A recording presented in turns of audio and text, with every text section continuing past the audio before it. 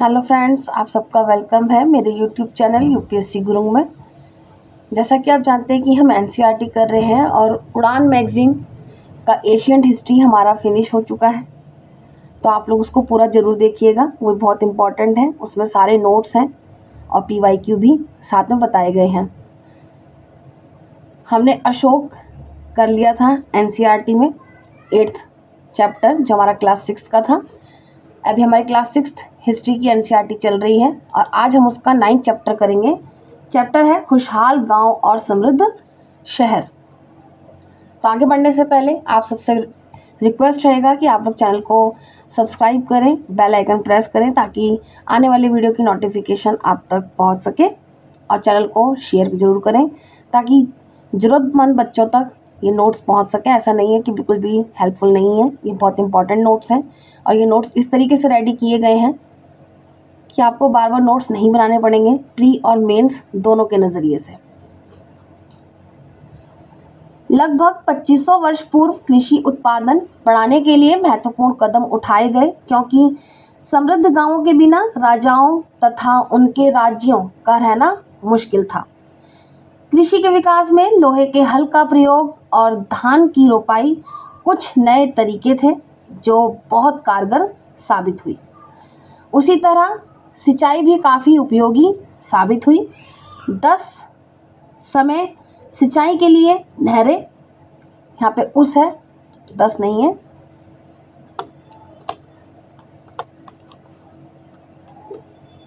उस समय सिंचाई के लिए नहरें, कुएं, तालाब और कृत्रिम जलाशय बनाए गए। ये मैंने खुद अपने हाथ से टाइप करके ही नोट आप लोगों के लिए बनाए हैं।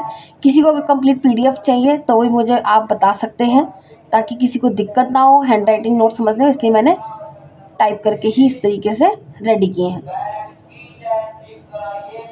एक तरफ है यहाँ ग्रामवासी और एक तरफ उनके नाम बताए गए हैं। बड़े भूस्वामी बेलाल, हलवाहा, उड़वार, भूमिहीन मजदूर या दास, कड़ेसियार या अधिमई। प्रधान व्यक्ति ग्राम भोजक। भारतीय उपमहाद्वीप के दक्षिणी तथा उत्तरी हिस्सों के अधिकांश गांवों में 2300 वर्ष पूर्व कम से कम 3 तरह के लोग रहते थे, जिसमें तमिल क्षेत्र में भूस्वामियों को वेलाल, साधारण हलवाहों को उड़वार, भूमिहीन मजदूर या दास को कड़ेसियार और अधिमई कहलाते थे। देश के उत्तरी हिस्से में गांव का प्रधान व्यक्ति भोजक कहलाता था। यहाँ पे आप इस पॉइंट को अंडरलाइन करेंगे क्योंकि एनसीईआरटी से इस तरह के जो वर्ड्स हैं पूछे जाते हैं। यह पद आनुवांशिक था। ग्राम भोजक के पद पर आमतौर पर गांव का सबसे बड़ा भूस्वामी होता था। प्रभावशाली होने के कारण प्राय राजा की भी कर वसूलने का काम इन्हें ही सौंपते थे। ये न्यायाधीश का और कभी कभी पुलिस का भी जो है काम करते थे। ग्राम भोजकों के अलावा अन्य स्वतंत्र कृषक भी होते थे जिन्हें गृहपति कहते थे, ना कि भूपति। ठीक है, यहाँ पे आप इसको अच्छे से अंडरलाइन करिएगा, इंपॉर्टेंट है। डाइवर्ट करके कभी आपसे ये सेंटेंस एग्जाम में पूछा जा सकता है। इनमें ज़्यादातर छोटे किसान थे। इसके अतिरिक्त गाँवों में भूमिहीन व्यक्तियों में दारा और कर्मकार होते थे। ये दूसरों की ज़मीन पर काम करके अपनी जीविका चलाते थे। अधिकांश गांवों में लोहार, बुनकर, कुम्हार तथा बढ़ई जैसे शिल्पकार होते थे। तमिल की प्राचीनतम रचनाओं को संगम साहित्य कहते हैं, जो हमने कल उड़ान मैगजीन में चैप्टर में पढ़ा है। उसमें से बहुत सारे क्वेश्चन जो हैं आपके पीवाईक्यू में आए हैं, मिले हैं, उसमें आपको बताया गया था। तो आप प्लीज़ संगम काल जो है उसमें ज़रूर पढ़िएगा।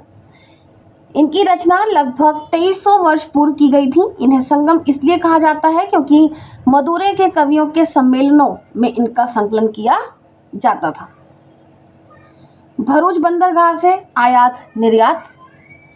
एक अज्ञात यूनानी नाविक द्वारा बैरिगाजा पत्तन का विवरण दिया गया है। बैरिगाजा भरूच का यूनानी नाम है, इसको नोट करेंगे यहाँ पर। यहाँ आयातित वस्तुओं में हाथी दांत शामिल नहीं है। हाथी दांत भारत से निर्यात किया जाता था। अन्य सभी जानकारियाँ सही हैं। यहाँ से आने वाले लोग राजा के लिए चांदी के बर्तन, गायक किशोर, सुंदर औरतें, अच्छी शराब तथा उत्कृष्ट महीन कपड़े जैसे अनेक विशेष उपहार लाते थे। विनिमय साधन, सबसे पुराने सिक्के आहत सिक्के थे, यहाँ पे नोट करेंगे इसको, जो लगभग 500 वर्ष चलन में रहे। चांदी या सोने पर विभिन्न आकृतियों को आहत कर बनाए जाने के कारण इन्हें आहत सिक्के कहा जाता था। संगम साहित्य में वर्णित एक कविता से पता चलता है कि उस समय वस्तु विनिमय भी चलन में था। मथुरा 2500 साल से भी अधिक समय से एक महत्वपूर्ण नगर रहा है, नोट करेंगे, क्योंकि यह यातायात और व्यापार के दो मुख्य मार्गों पर स्थित था। इनमें से एक मार्ग उत्तर पश्चिम से पूर्व की ओर, दूसरा उत्तर से दक्षिण की ओर जाने वाला था। शहर के चारों ओर किलेबंदी थी इसमें, ठीक है, यहाँ पे उसमें अनेक मंदिर थे। आसपास के किसान तथा पशुपालक शहर में रहने वालों के लिए भोजन जुटाते थे। मथुरा बेहतरीन मूर्तियां बनाने का केंद्र भी था। लगभग 2000 वर्ष पूर्व मथुरा कुषाणों की दूसरी राजधानी बनी। इस पॉइंट को आप अंडरलाइन करेंगे। मथुरा एक धार्मिक केंद्र भी रहा। यहाँ बौद्ध विहार और जैन मंदिर है। यह कृष्ण भक्ति का महत्वपूर्ण केंद्र था, अभी भी है। प्राचीन नगरीय शिल्प तथा कपड़ा उत्पादन, नगरीय पुरा स्थलों से बहुत पतले और सुंदर बर्तन प्राप्त हुए हैं, जिन्हें उत्तरी काले चमकीले पात्र कहा जाता है, क्योंकि ये ज्यादातर उपमहाद्वीप के उत्तरी भाग में मिले हैं। ये प्राय काले रंग के होते हैं। इनमें एक खास चमक होती है। उत्तर में वाराणसी और दक्षिण में मदुरै कपड़ा उत्पादन के लिए प्रसिद्ध केंद्र थे, जहां स्त्री व पुरुष दोनों काम करते थे। प्राचीन नगरों में श्रेणियां, प्राचीन नगरों में शिल्पकार और व्यापारी अपने अपने संघ बनाने लगे थे, जिन्हें श्रेणी कहते हैं। ये संयुक्त नहीं बल्कि अलग अलग थी। शिल्पकारों की श्रेणियों का काम प्रशिक्षण देना, कच्चा माल उपलब्ध कराना तथा तैयार माल का वितरण करना था, जबकि व्यापारियों की श्रेणियां व्यापार संचालन करती थी। श्रेणियां बैंकों के रूप में काम करती थी, जहां लोग पैसा जमा रखते थे।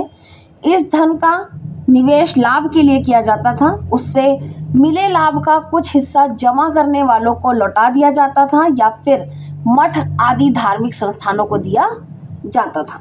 नेक्स्ट है अरिकामेडु नामक प्राचीन पतन, तो इसको भी नोट करेंगे यहाँ पर। अरिकामेडु पुदुचेरी में स्थित है। लगभग 2200 से 1900 साल पहले अरिकामेडु का पतन था। यहाँ ईंटों से बना एक ढांचा मिला है, जो संभवतः गोदाम रहा हो, नोट करेंगे यहाँ पर इसको। यहाँ भूमध्य सागरीय क्षेत्र के एफोरा जैसे पात्र मिले हैं। इनमें शराब या तेल जैसे तरल पदार्थ रखे जा सकते थे। इनमें दोनों तरफ पकड़ने के लिए हत्था भी लगा था। यहाँ अरेटाइन जैसे मोहर लगे लाल चमकदार बर्तन भी मिले हैं। इन्हें इटली के एक शहर के नाम पर एरेटाइन पात्र के नाम से जाना जाता है। इसे मोहर लगे सांच पर गीली चिकनी मिट्टी को दबाकर बनाया जाता था। यहाँ पे आंच है, ठीक है, आंच पर। कुछ ऐसे बर्तन भी मिले हैं जिनका डिजाइन तो रोम का था, किंतु वे यहीं बनाए जाते थे। यहाँ रोमन लेप शीशे के बर्तन व रत्न भी मिले हैं। साथ ही छोटे छोटे कुंड भी मिले हैं, जो संभवतः कपड़े की रंगाई के पात्र रहे होंगे। यहाँ पर शीशे और अर्ध बहुमूल्य पत्थरों से मनका बनाने के पर्याप्त साक्ष्य मिले हैं। प्रारंभ में तमिल भाषा के लिए ब्राह्मी अभिलेख भी कहा जाता है। एनसीईआरटी बहुत इंपॉर्टेंट है, तो आपको एनसीईआरटी एवरी एग्जाम में चाहिए, तो इसलिए आप लोगों से रिक्वेस्ट रहेगी कि एनसीईआरटी प्लीज़ आप लोग अच्छे से पढ़ें, रिवीजन करें, क्योंकि एवरी एग्जाम में एनसीईआरटी इम्पॉर्टेंट है। अरिकोमेद का रोमन नाम पोका था। अरिकोमेद का मूलित और मुजरिम सभी प्राचीन काल के महत्वपूर्ण पतन थे। व्यापार के संदर्भ में दक्षिण भारत के पतन काली मिर्च तथा अन्य मसालों के निर्यात की दृष्टि से महत्वपूर्ण थे। मौर्यों के बाद अनेक विदेशी शासक हुए, जिसमें हिंद यवन पहले तथा शक दूसरे थे। शकों के बाद हिंद पार्थियन या पहलव और उसके बाद कुषाणों का शासन स्थापित हुआ। तो यहाँ पे आपका ये 9 चैप्टर के नोट्स फिनिश होते हैं। आशा करती हूँ आप लोगों को ये नोट्स अच्छे लगे होंगे और आप इसको नोट करेंगे, रिवाइज करेंगे। जाने से पहले आप चैनल को सब्सक्राइब करें, शेयर करें और कहीं भी किसी को कोई दिक्कत हो तो प्लीज़ मुझे कमेंट बॉक्स में ज़रूर बताइएगा। और इसके साथ अब हमें उड़ान में कौन सी मैगज़ीन करनी है, कौन से जीएस को लेके नोट्स आपको बताने हैं, कंप्लीट नोट्स, तो आप प्लीज़ मुझे कमेंट बॉक्स में ज़रूर बताइएगा। तो मिलते हैं कल नए चैप्टर के संग। तब तक के लिए आप सबको मेरा बाय बाय।